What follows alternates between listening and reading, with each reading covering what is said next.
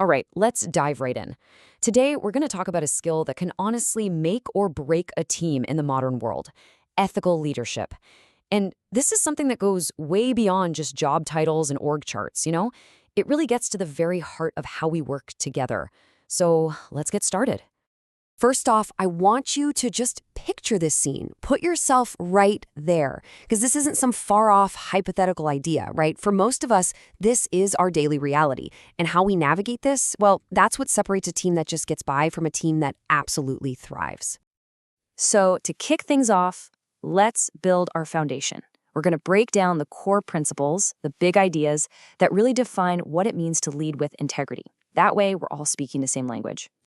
When you really boil it down, ethical leadership is all about having a strong moral compass. It means you're making decisions you can stand by, decisions that aren't just good for the company's bottom line, but for the actual people you work with every single day. And that leads us right to inclusion. And this is such a critical piece of the puzzle. It's just not enough to have a diverse group of people sitting in the same room. Inclusion is the real work. It's the constant effort of making sure every single person feels valued, feels heard, and feels like they can actually bring their unique perspective to the table. You've probably heard this analogy before, and for good reason. It's one of the best ways to get it. Diversity, that's the mix of people. That's the invitation list. But inclusion, that's what you do with that mix to make it gel, to create that real sense of belonging where people feel safe and fired up to contribute.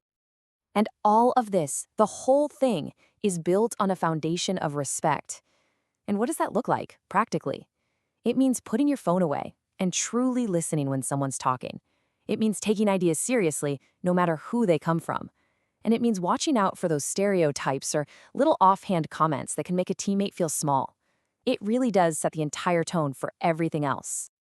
Okay, so we've got our core principles down. But why has this whole conversation become so urgent? Why is it so central to our work lives right now? To really get that, we need to take a quick look at how we even got here in the first place.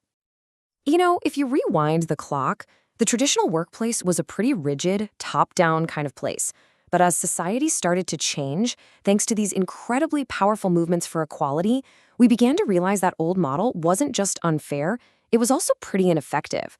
And that whole evolution has led us to this really crucial understanding. Diversity isn't just a buzzword, it's a huge strategic advantage.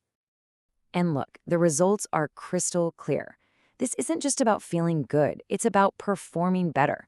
Research consistently, and I mean consistently, shows that teams that are both diverse and inclusive, like you see here, are way more innovative. They make smarter decisions, and yeah, they ultimately achieve much stronger results. The proof is in the pudding.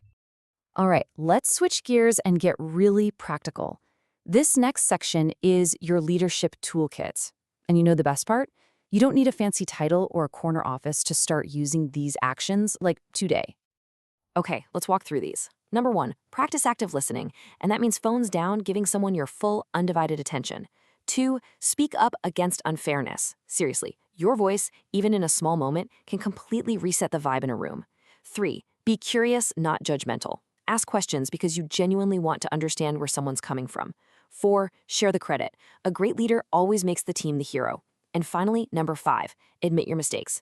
It's such a simple act, but it builds trust faster than almost anything else. Now, those 5 actions, they're incredibly powerful, but there's a hidden roadblock, right? A little mental shortcut our brains take that can mess with our best intentions. And a lot of the time, we don't even realize it's happening. And it's called unconscious bias. It's those subtle, automatic assumptions we make. Like thinking a younger colleague must be better with tech, or that a quiet person isn't leadership material. The key here isn't to feel guilty about having these biases. We all do. It's how our brains work. The key is to recognize they exist so we can consciously hit pause, challenge them, and make fairer, better decisions. And that brings us to our final and maybe most important idea. We've defined what ethical leadership is, we've seen why it matters so much. Now let's talk about where you fit into all of this. It's really time we redefine what leadership even is. It's not about being the loudest person in the room. It's not about your title or your authority or having all the answers. It's about your character. It's about the small, daily actions you take to create an environment of trust, a place where everyone feels safe enough to do their best work. So, look, it doesn't matter if you're managing a global team Or if you're the newest person on a project, you have this exact same opportunity. You can be the person who really listens, who champions other people's ideas, and who makes your little corner of the workplace more respectful and more inclusive for every single person there. So I'll leave you with this final thought. This isn't about some massive overnight transformation. It's about small, consistent actions that add up over time.